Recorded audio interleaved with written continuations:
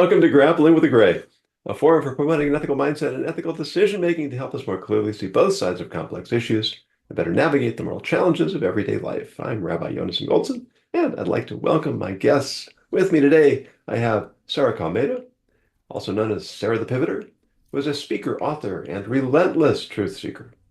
She is founder of Pivot Point International, a high-performance consulting company. Mark O'Brien is founder and principal of O'Brien Communications Group, a B2B brand management and marketing communications firm, and host of The Anxious Voyage, a syndicated radio show about life's trials and triumphs. And Kirsten Yurich is an organizational performance management consultant, peer leaders group chair with Vistage Worldwide Incorporated, and adjunct professor of education at Felician University. Thank you all for being with me today. Thank you. Thank you. And here is today's ethics challenge. For those of us who are grateful that elections are over, regardless of who won or lost, here are a few recent non-partisan headlines from Inc.com. Science says people with high emotional intelligence use this sentence to instantly turn a painful argument into a productive conversation.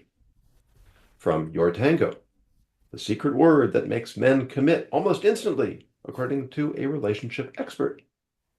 From CNBC, use this perfect three-word response when someone hurts your feelings. What motivates these kinds of stories? Are they teaching us to employ neuro-linguistic programming to improve the quality of our lives? Or are they merely teaching us how to manipulate others?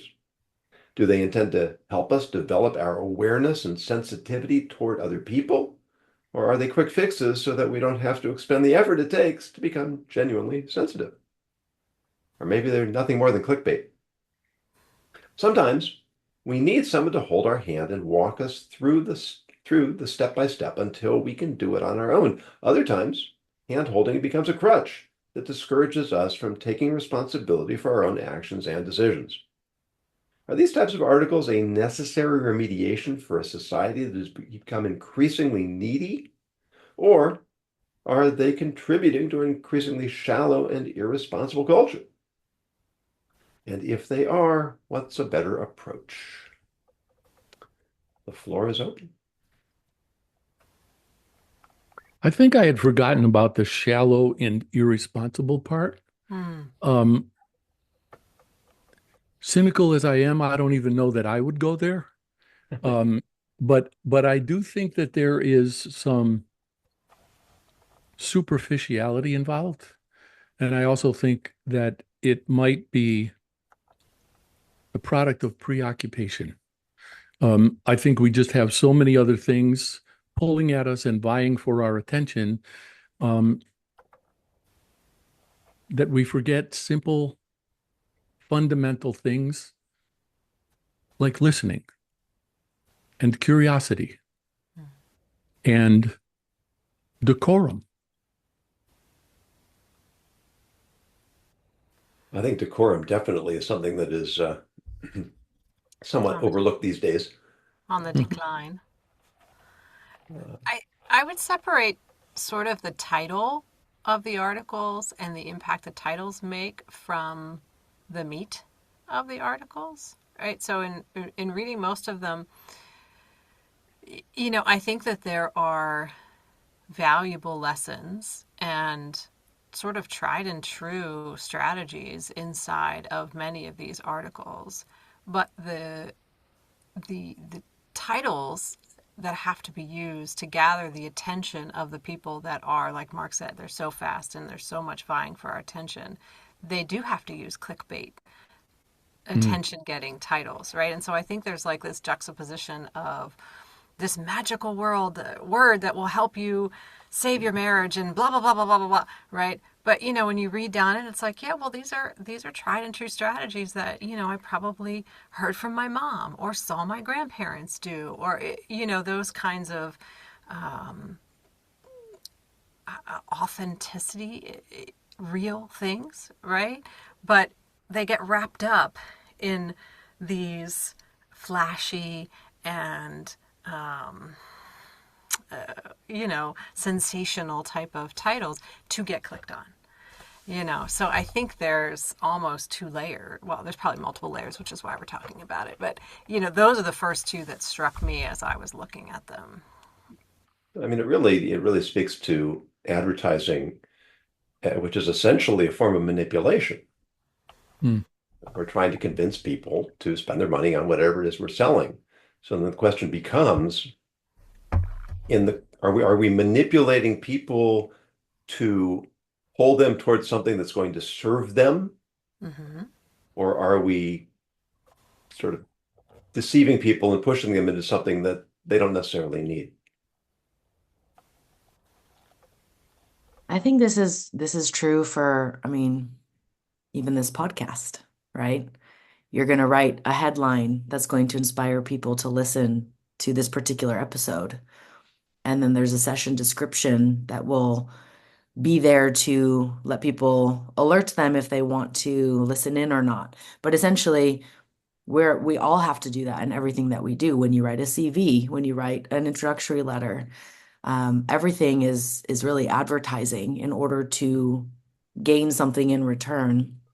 Um, and if the person is not going to see value in it, then they may not act on it. But it's also, are you responsible for the fact that that person does not have enough impulse control or ability to self-regulate their emotions, that they respond to your advertising or not?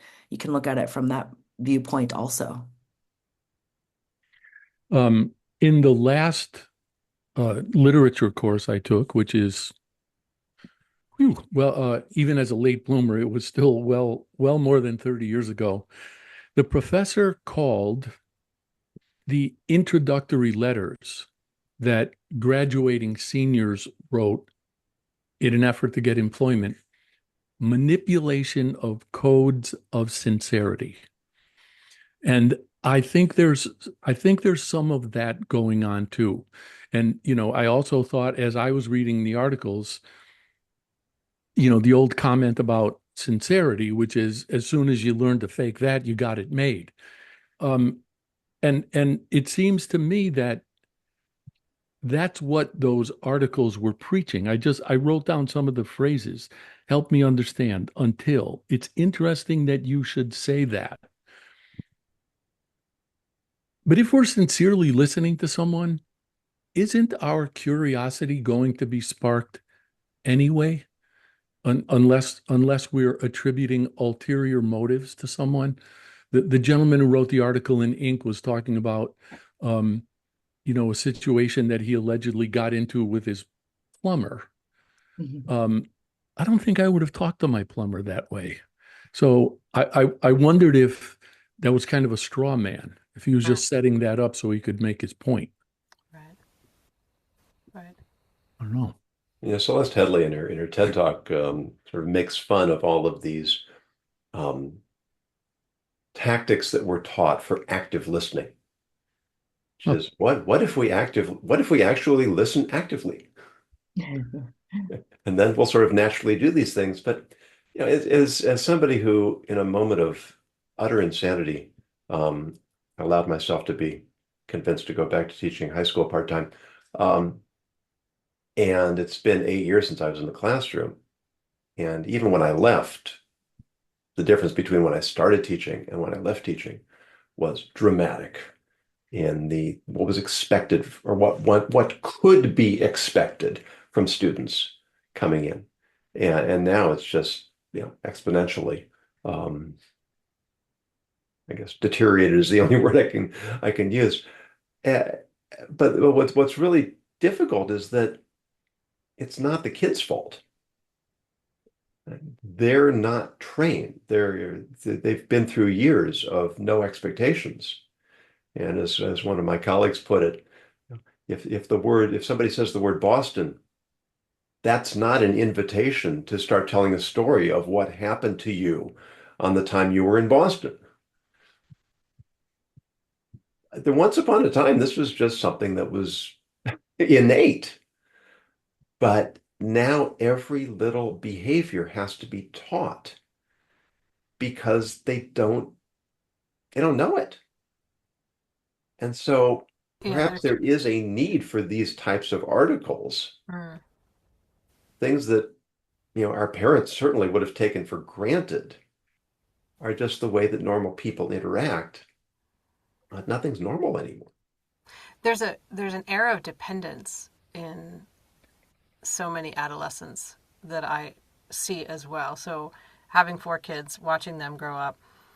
I've been a Girl Scout leader for several years, despite my best intentions. And, you watch these kids or on the sidelines of sporting events. I coached a little bit here or there. Like, well, where should I put my bag? Where should I do this? What should I do? Where do you think? What do you think you should do? Like, I never answer those kinds of questions. I'm like, are you kidding me?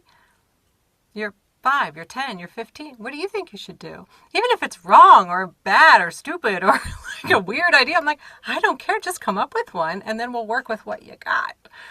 But they're ingrained to not think on their own and not come up with this stuff. And I think that plays into what you're saying. Like, is there a need for this? Because all they are is consumers of information. They are not discoverers of information. Ooh.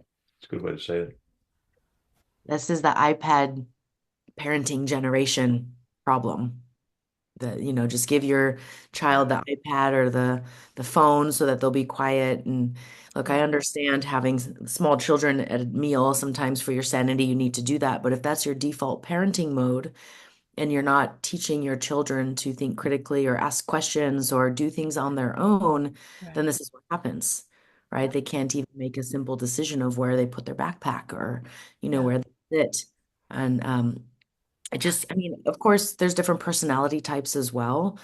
But I think we live in an era now where everything is so easy. Mm-hmm. And easy now means hard later. So what can you do for your family, for yourself, for your children to make it hard now so that it's easy later?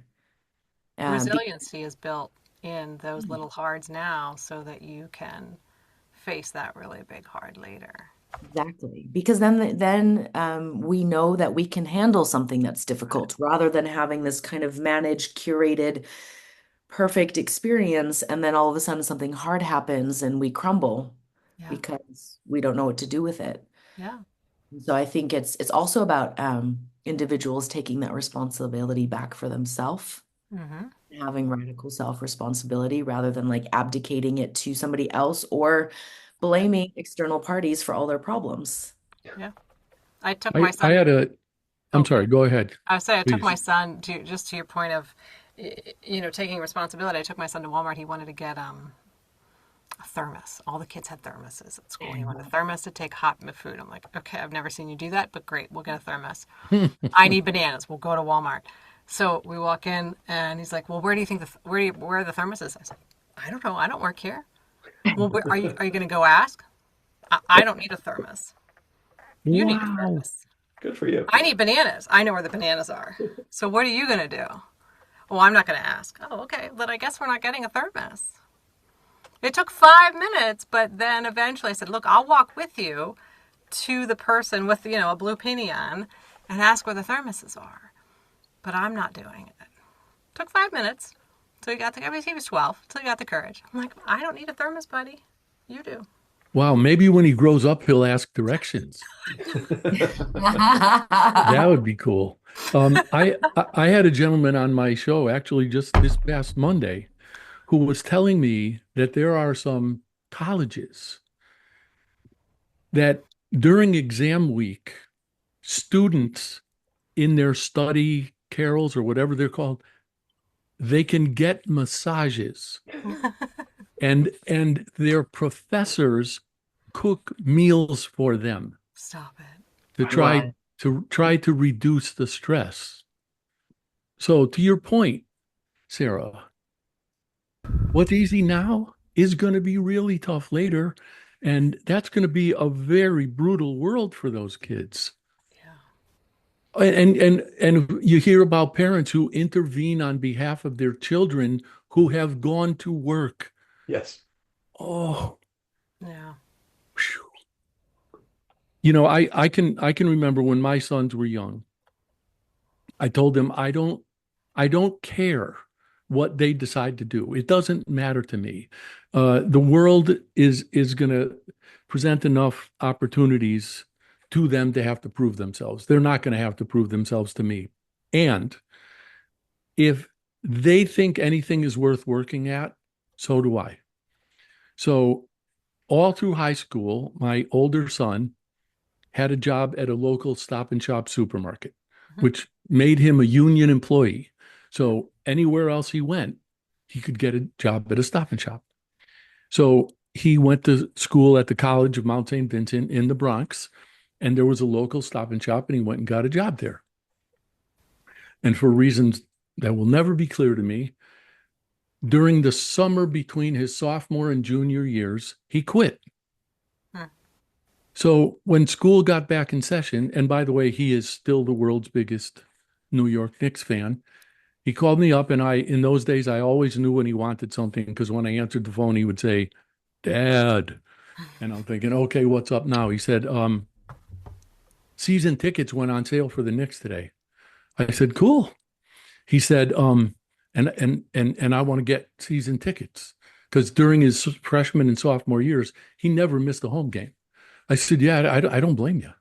And he said, can you help me out? I said, I don't know. First, you got to help me out and refresh my memory. Did you work last summer? He said, never mind. End of conversation. How come we don't do that? I think for parents, what I've seen is the difficulty living in the uncomfortableness. And I think it stems from, or I think it extends into our work life and all of the other facets, but the impact of it being in the situations, Mark, like you just described, you were willing to have that uncomfortable moment for the lesson, right? Set the boundary and then live through the uncomfortableness, right? Because that's your job. And I wouldn't, without having set that expectation much younger in his life, I never would have done that to him otherwise. Right. So it compounds. So it can get away from us all. Yeah. Yeah. So going back to the articles and the topic, do we think young people would read and take to heart, I suppose, anything that's in those articles? My own sense is I suspect not. I think it would need to be a TikTok. Not an ink article. That's a really interesting question, Mike. Is who's the target audience for these articles? Yeah. Or is it those of us who, in middle age or later, realize that maybe we need some brushing up on our social skills? Or all I can say is I hope not. And that raises another question for me. I don't think I could bring myself to write one of those. I think I'd be too concerned that I was insulting people. Yeah, well, dumbing down the content is usually not discouraged. Yeah, true. I think there's dumbing down, but I think there is simplifying to, one key aspect that somebody can pick it up and carry it around and try it on, like a coat for a while, like this help me understand comment. Like, I can't say that I haven't provided that as coaching to people to use that phrase. I've used it myself. Help me understand where you're coming from on that. Help me understand. That's a gem of a phrase. Sure. Right? So whatever the wrapping is, that you get that into your repertoire as a leader or as a spouse or, as a human. Is that a bad thing? Well, I mean, really, isn't that what soft skills are all about? And as my friend Kimi, who's on this show very often, likes to say, they shouldn't be called soft skills. They should be called power skills. Because that's how you shape. That's how you communicate clearly. That's how you shape a culture.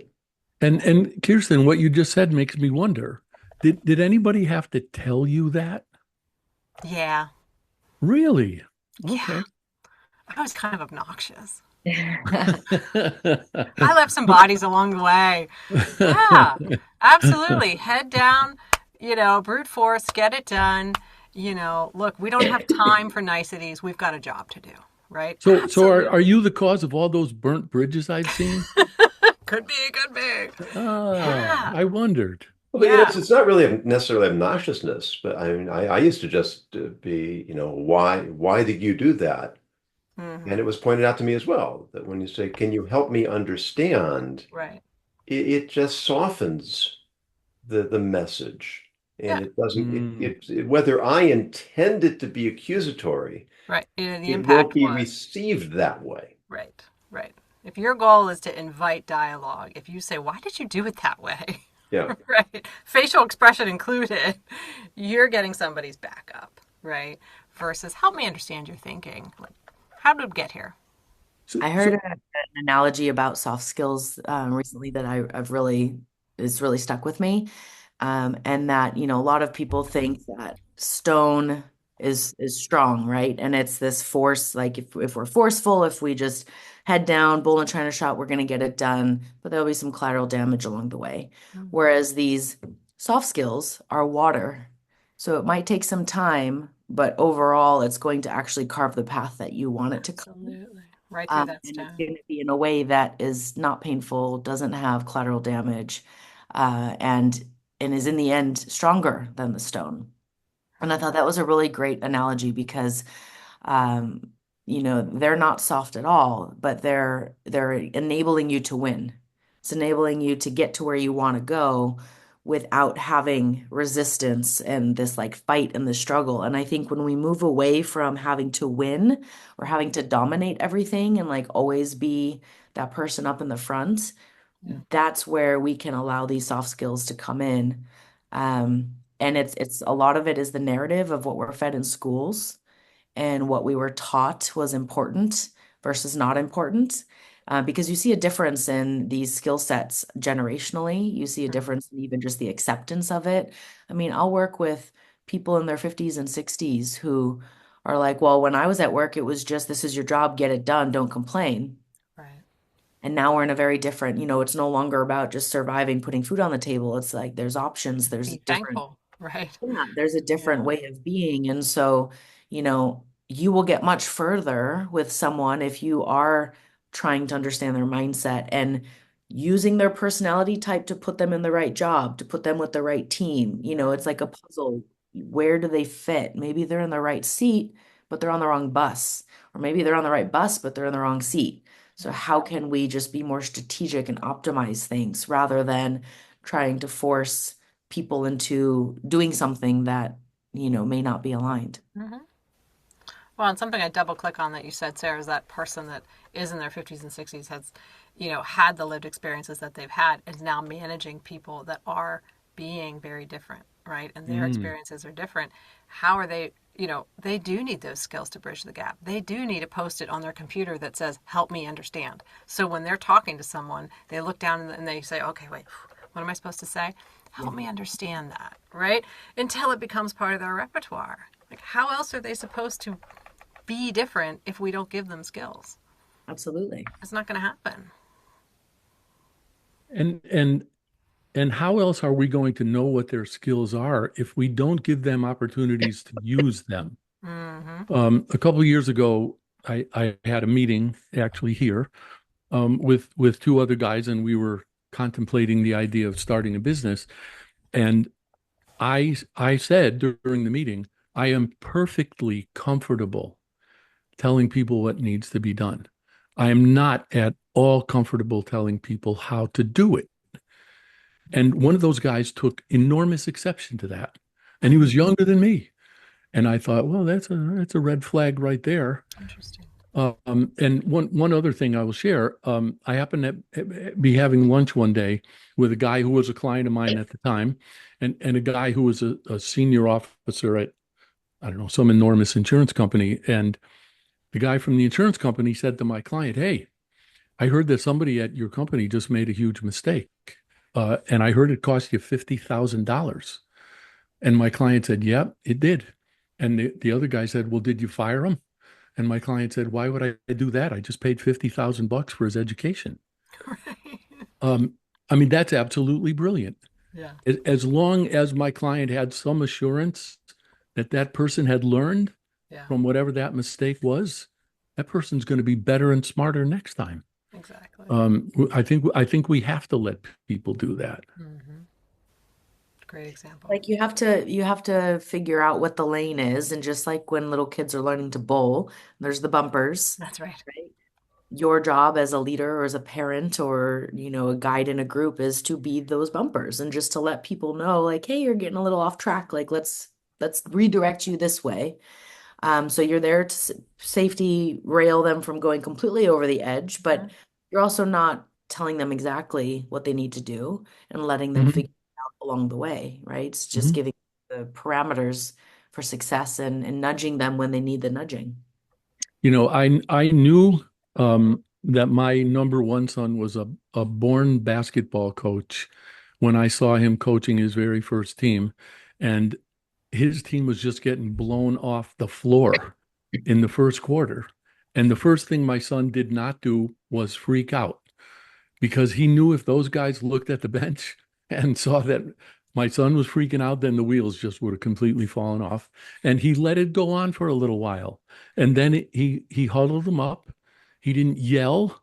He didn't grab anybody. All he reminded them of was all the work they had done in practice and all the discipline they had acquired in practice. And they went out and won the game. Huh. And I was taking notes. I mean, he was exactly right. Wow. That's awesome. He also taught me one other lesson. When my younger son was playing college basketball, his team was horrible and his coach was just really erratic and very excitable.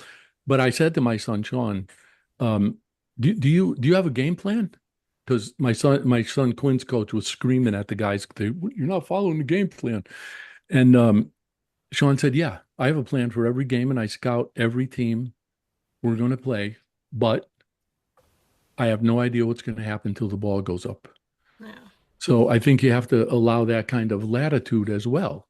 Mm-hmm. Um, Otherwise, you're going to be victimized by your own expectations, it seems to me. Yeah, I think, I think your own Eisenhower said, story. planning is indispensable. That's the Plans are plan. useless. Plans are worthless. Yep. Yeah. Yep. And it's just there's something about the process of thinking things through Mm-hmm. and coming up with an approach that in and of itself is part of the preparation that allows us to be successful, even if we never use any of those plans. Yeah. So one of my Yeah, some of the steps that I love to focus on are those sort of like what would happen if, right? How can you destroy the plan that we've already created? Bringing in people that maybe weren't part of the plan, and you bring them in. You say, "All right, tear it apart. Where are the holes?" Right? And sometimes I think we fall in love with our plans, or even just planning, and we don't necessarily red team it or get that creative friction going and get the people to come in and say, "All right, rip it apart," because it's not good unless we've tried to look at it from the other perspective, the enemy perspective, pick your phrase on that. And then we've really come up with something. And as someone who's um, written and published 3 books for children so far, I get invited to schools quite a bit. Um, and I realize that children don't do what adults do, which is assume that any first step has to be perfect. That's absolutely paralyzing. So they won't take the first step. And if you don't take the first step and evaluate, how will you ever get to a second step? And so that actually brings me back to the young people we were talking about earlier who are, for lack of a better term, being coddled. And if they assume that whatever they're going to do is either going to be perfect or easy, Mm-hmm. ooh, shock. Yeah. I think it ties in with one of Stephen Covey's rules, sharpen your axe or sharpen your saw. Yeah. That 45 that minutes or 15 minutes. Yep. yeah, and I've been guilty of this many times in my life. You just want to jump right in Hmm. and get to work and not waste the time Right. on those preparatory um, Preparation. uh, jobs, and then you end up not doing it properly, taking much longer, working much harder. And on the other side of that is I've seen, so much time and energy spent on the solution to the wrong problem because we did not spend enough Oh, time going yes. deep on what is the actual problem to be solved and then come up with, I don't know, even a half-assed solution, but to the right problem is a lot better than an amazing solution to the wrong problem. And Sarah, when you were talking about and actually to Jonas's point, when you were talking about water, what Hmm. was going through my head was, uh-oh, that's going to take more time. Yeah, And so I think among the other things that we might be overlooking, if not losing, is patience. interesting. We just want it. It's also that long-term view versus the short-term view, right? Again, easy now, hard later. Hard now, easy later. So yes, it might take some more time, might be a little more difficult, might require more effort and focus and intention on your part, but that means down the road there can be a system, there can be a process, and it becomes easier, becomes part of your nature. It sets the way for the culture of the organization to follow, and or the family unit to follow, whatever we're going to be looking at. But um, so many people live in this, I need it now, and it makes me think of like Veruca Salt stamping her foot in Charlie and the Chocolate Factory. And, there used to be a day when you'd push a button and dial up would make a bunch of weird noises and, you'd go get a coffee or a snack and then you'd come back on the computer. And, it would take 5 minutes for a website to load. Now, if it takes more than 5 microseconds for a website to load, we're We're irritated. annoyed. Yeah, we're like, oh, On to it's the next one. clicking. People can't even sit in an airport or a subway station for a few minutes without pulling out their phone if they're not doing Yeah. something.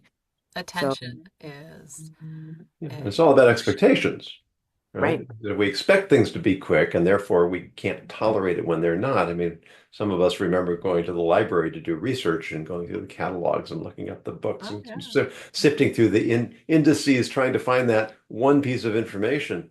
It reminds me of a study I read about that they had people read, I guess, essays and then answer questions about them.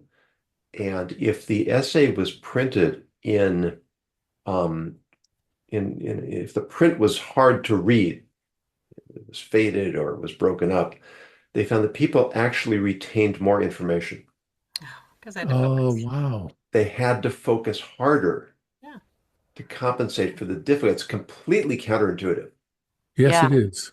I just read something yesterday as well that the research proves is if you finish up working on a problem, whether it's a creative thing you're working on, like a poem or music or a project task, if you finish it completely and then come back to it the next day, you're more likely to have forgotten. Whereas if you leave it unfinished on purpose and then come back to it the next day, you will remember more pieces of Hmm. information and then maybe even get to a better and deeper solution That's because great the because I mind is never finish going on anything. to If you ask my husband. Well, it's a speaking Funny, technique. there's some research behind this. Yeah. Honey, actually, I do that on purpose. I wonder if the converse of that might be true, Sarah, with more time. And I'll tell you what I mean. Um, Sometimes if I'm writing whatever blog posts or something, and I've written, let's just say 7 or 8 of them, so that I don't have to freak out when it comes to a publication deadline. And I go back and review some of those. I almost invariably change some things in there because there's something, at least for me, about getting away from the immediacy of doing it. And even allowing the creative rush to subside a bit. I don't know if I can think better, think more, I don't know, but I Hmm. almost always change them. The other thing I would add to that, it's so interesting to hear you say that, is that you're not the same person when you come back to them. Amen. You've had more experiences. That what Yep. you already created has now become part of you. And so that time has passed. And so when you come back to it, it's new again. And you are different. Exactly. There have been occasions when I've come back to things I couldn't even remember having thought that way. And Who wrote so this? no, but actually it's an opportunity to re-examine Yeah. for me. Yeah, but I mean, it should be that way. E.B. White said that he wasn't a very good writer, but he was a pretty good rewriter. There you Oh go. yeah. And you can tell when you read so much these days that it's the first draft. People don't go back. Yeah. They don't revise. They don't rewrite. I hate a blank And page. oh, but that's it's sort of like the difference between an uncut diamond and one that's been properly cut and polished. Yeah. It's when I finish a draft, I might think everything's exactly in the right place. And when I come back to it the next day, there's all kinds of stuff Hmm. that needs to be changed uh, because it's had time to simmer. Yeah. And I'm not involved in the creative mode. I'm involved in the clarifying mode. Hmm. And we need those stages Yeah. if we want to turn out our best work. I had the opportunity to be a teaching assistant for a freshman composition course again many years ago. And the professor who was teaching the course said to the students, you can't learn to write. You can only learn to rewrite. And it took me a long time to figure out what he was talking about. And you have to get it out first. You have to get it dumped out first and then give it a little time. Somebody used to work for me, used to call it the drawer test. Take it and stick it in a drawer somewhere and come back to it later. Hmm. It's Yeah, they true. say you actually shouldn't edit while you're writing your first draft. Uh, Yeah. Just get it out. uh-huh. And Uh-huh. once it's out, then you can go back. You can start the refining and the polishing. Yeah. Yep. It's not Agreed. just writing either. It's, so many people self-edit, not just as they're writing something, but as they're doing anything. Mm. It's a good approach to have as you take on new tasks or think about the possibilities rather than oh, well, I can't do that. And you come up with all these reasons. So many of us self-edit ourselves out of positions, of opportunities, Mm. of things that we want to do, but come up with reasons why we can't, or, what have you. So I think that's a really great point, and also it applies more to than just writing. Yeah, Yeah. yeah, Um, absolutely. as it pertains to the articles that we read prior to this discussion, are those kinds of considerations that the authors of those articles asked us to make? Are they forms of self-editing? If you tend to be, and I certainly could be, somebody who just blurts things out, seems to me a little self-editing is warranted rather than run the risk of putting someone off. I think that's a really relevant topic, Mark, and I think it sort of ties in with another angle on what you were saying, Sarah, that whether we call it self-editing or today we call it self-censoring. Hmm. Mm, And there are times when we should self-censor and self-edit because something just isn't appropriate Yeah. in this particular context. And there are other times when we self-censor out of fear. We're Yeah. afraid that if I speak up, if I say something, I'm going to get canceled, I'm going to get attacked. It's not going to be well received. And being able to navigate between those two um, forms of self-editing is really important for us to Yeah, be it able feels to. very contextual is the Yeah, word I would mhm. use for yeah, that, what you're talking about. And absolutely. the the ability to be authentic and show yourself. I'm reminded of a quote by, actually keep it on my phone, Sister Bridget Haas, and she says, "Sparkle with self-forgetfulness." Ooh. And it's to just show up and be seen.